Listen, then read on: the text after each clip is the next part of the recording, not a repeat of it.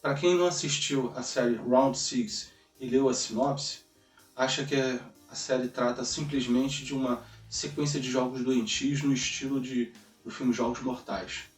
Mas, na verdade, a história tem muita filosofia envolvida ali naquela narrativa e com os personagens. Então, eu vou trazer aqui nesse vídeo, sem spoilers, como se dá essa filosofia, esse algo a mais na série. E além disso também vou mostrar como a história em si ela se encaixa muito bem aos modelos de RPG, jogo de RPG. Então não deixe de conferir.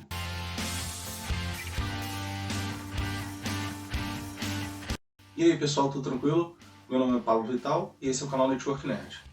Como eu disse, vou falar hoje sobre Round 6.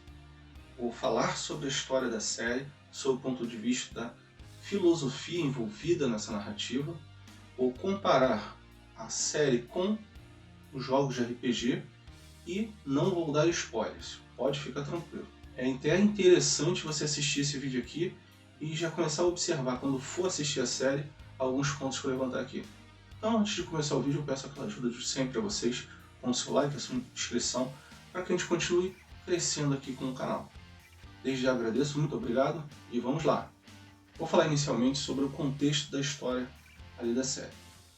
Trata-se de muitas pessoas que são recrutadas, essas pessoas estão falidas, elas estão devendo muito dinheiro, estão muito endividadas, elas são recrutadas a jogar em jogos, são jogos infantis, por um prêmio em dinheiro. Ok, o que eles não sabem, inicialmente, é que se você for eliminado do jogo, ou seja, se você for perder no jogo, você é eliminado na vida real também, você é assassinado. E cada pessoa assassinada, aumenta-se o prêmio em dinheiro. O valor do prêmio é proporcional ao número de pessoas que vai morrendo. Até que, no final, são 6 rodadas. No final dessas 6 rodadas, só existe um único vencedor dos 456 que iniciaram os jogos. Como disse no primeiro momento, os participantes não sabem disso, mas depois, mesmo sabendo dessa questão aí, que podem morrer, é muito provável que morram, dos 456 somente um vai ficar vivo, mas mesmo assim, muitos, a grande maioria, resolve apostar e continuar no jogo. Então, esse é o contexto em que se encontra a história do jogo. Inclusive, o nome que foi traduzido aqui no Brasil, Round 6, né? Round 6, são exatamente 6 jogos, né? 6 partidas, 6 rodadas, jogos infantis diferentes. O nome original da série é Ojingyo Game, algo do tipo, uma coisa coreana, mais ou menos isso. Que traduzido para o inglês é Squid Game, que é o jogo da lula. E realmente, o 6º e último desafio se chama Jogo da Lula. É um jogo de criança, um jogo infantil, lá na Coreia. Só que aqui no Brasil veio traduzido como Round 6. A série, como eu disse, não trata somente de sangue, violência, jogos sádicos, é muito mais do que isso. Existem inclusive muitos easter eggs e muitas referências ali. Se quiserem, depois eu posso fazer um vídeo só sobre isso. Dá para fazer muitos vídeos sobre Round 6. Mas eu vou meter essa questão filosófica. E para começar essa questão filosófica, eu vou falar sobre um contexto social que a gente verifica ali na série. Pode não parecer, mas eles mostram a alguns personagens, alguns desses 456, como é dura a vida deles. E esse contexto social deles serem excluídos da sociedade, pessoas que são pobres, pessoas que estão muito endividadas, e aí você vê o tratamento daquelas pessoas que têm um pouco mais de dinheiro com essas pessoas, e você até consegue, no primeiro momento você fala assim, absurdo, quem é que vai querer topar uma parada dessa, mesmo que seja muito dinheiro, o cara pode morrer a qualquer momento e morre fácil ali. Só que a gente verificando a vida que os caras levam, a gente até entende a opção deles por arriscar. Então isso eu achei uma coisa muito interessante, porque eu no primeiro momento falei assim, incoerente, como é que pode? Só que nos mostraram ali as condições em que aquelas pessoas se encontram e a gente até aceita, fala assim, bom, realmente o cara não tinha muita alternativa. Então isso é um primeiro ponto muito interessante. Agora eu vou falar sobre a questão dos personagens. Vou começar falando do protagonista. Me desculpe aí a pronúncia do coreano, mas é meio estranho, né? Meio diferente pra gente. O nome do protagonista é Seong Gi-yoon. Ele nos é mostrado ali num primeiro momento como um malandro. Um cara que dá a volta na própria mãe para fazer apostas e tudo mais, tal, não sei o que. Ele tem assim uma aparência inicial de malandro. Mas depois nós percebemos que ele é um cara sensível, ele é um cara que com muitos problemas. Ele está para perder a filha dele em definitivo, ele já é divorciado. A filha dele vai morar com a mãe e o padrasto nos Estados Unidos, ele provavelmente nunca mais vai ver a filha. A mãe dele trabalha, está muito doente, não tem dinheiro para pagar e além de dever muito dinheiro para os agiotas. Então assim, a situação dele é muito ruim e a gente começa a ver esse cara sensível que ele é. Nos mostra a faceta dele de malandro e em seguida nos mostra essa sensibilidade que ele tem.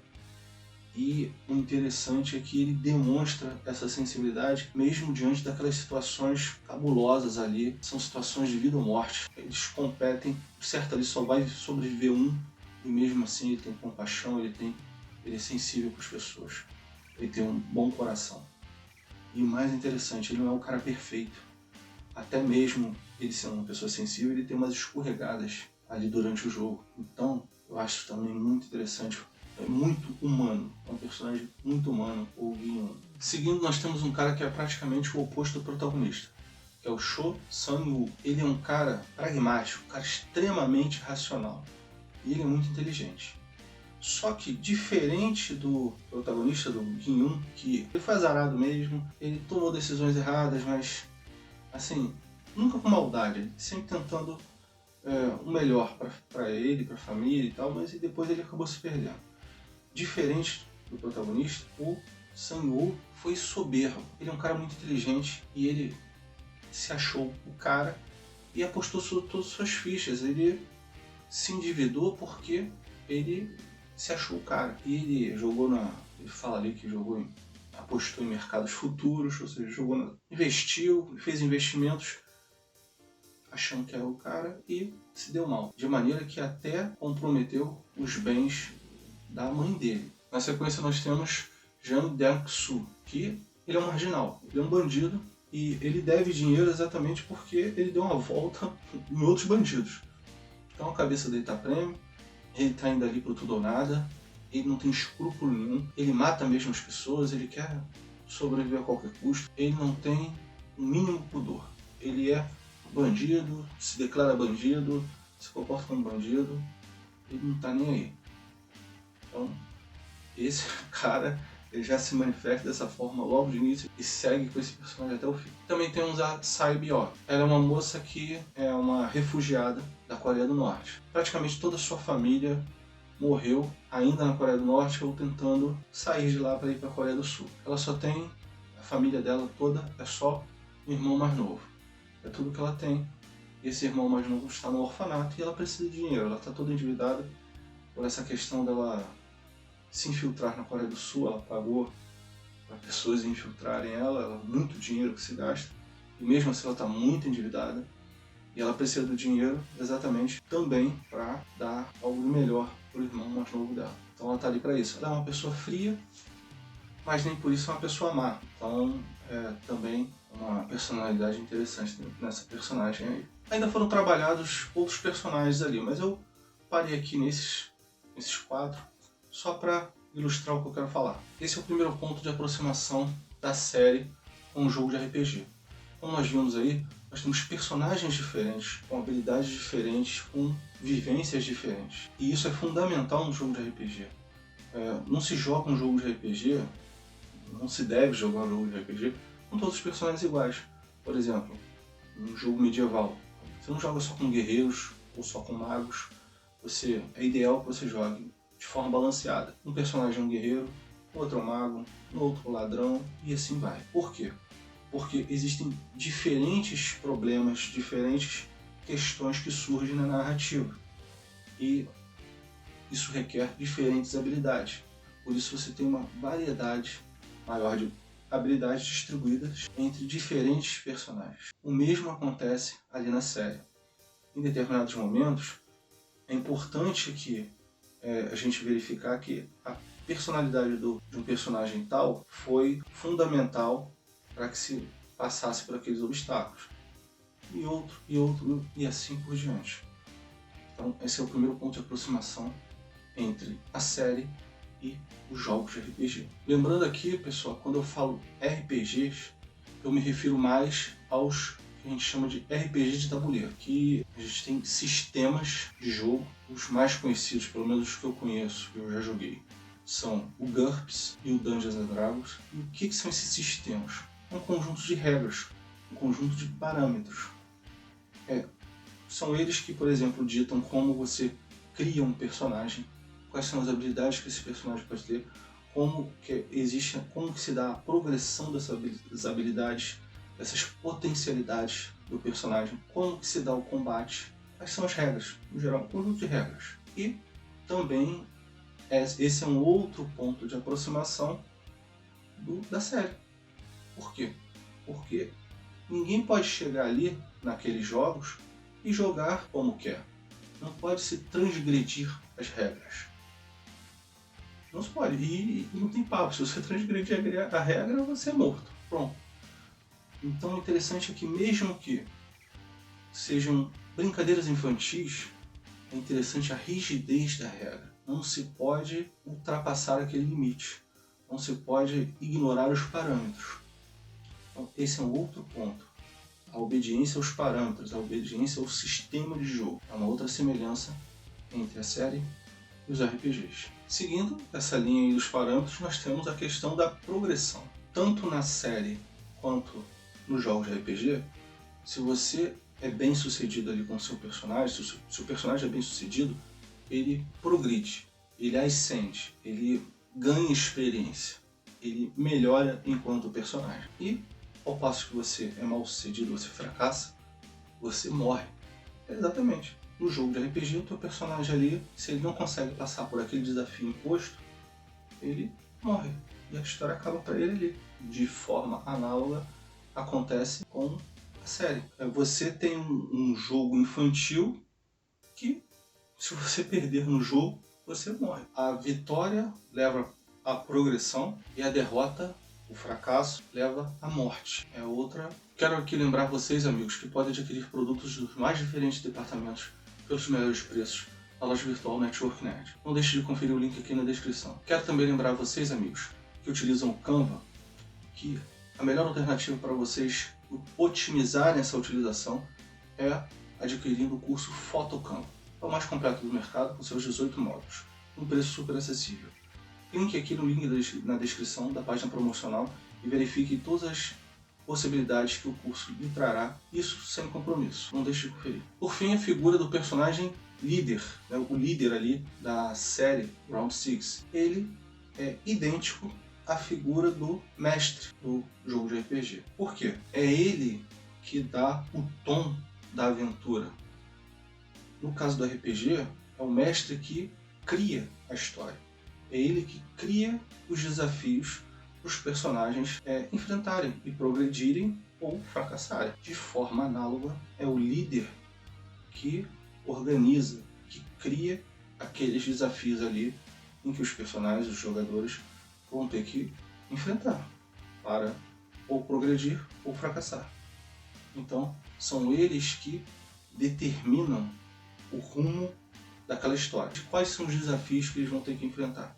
Então, tanto o líder na série quanto o mestre no jogo de RPG é que definem esses obstáculos a serem transpassados. Agora eu vou falar de um ponto interessante da filosofia presente na série, que é sobre o jogo. Em determinado momento da série, um determinado personagem diz que o que aquelas pessoas ali, todas aquelas pessoas endividadas que estão ali, correndo risco de morrer, e o que uns grandes milionários têm em comum é o fascínio pelos jogos, pelo lúdico. E ele está coberto de razão. Eu vou aqui comentar alguns pontos do estudo filosófico do filósofo Johann Huizinga, no seu livro Homo Ludens, em que ele fala essa relação da humanidade, do homem, com o universo lúdico, com o universo dos jogos, das brincadeiras. O Huizinga começa o livro dizendo que o jogo é um fato mais antigo que a cultura. E nós observamos ao longo da história da humanidade, em várias partes do mundo, diferentes homens, eles praticam jogos, eles sempre jogaram. E o que simboliza esse jogo?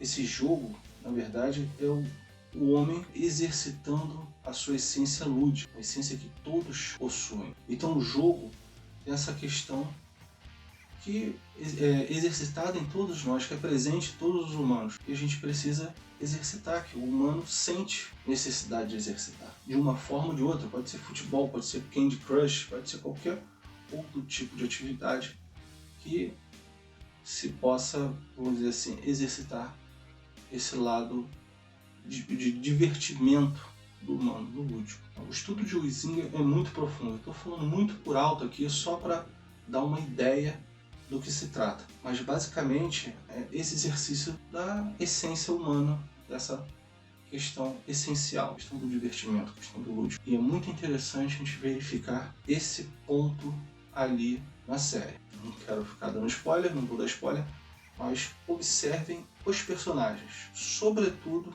o Lin-Un, que é o protagonista, e o Sang-Woo, que eu falei. Observe todos, mas observe a relação que eles têm com os jogos, com a questão lúdica, e vocês vão ver como é interessante, como é bem trabalhada a série. E aí, pessoal, o que vocês acharam dessa análise sem spoiler? Gostaram? Eu tenho muito mais coisa para falar sobre a série, é muito interessante.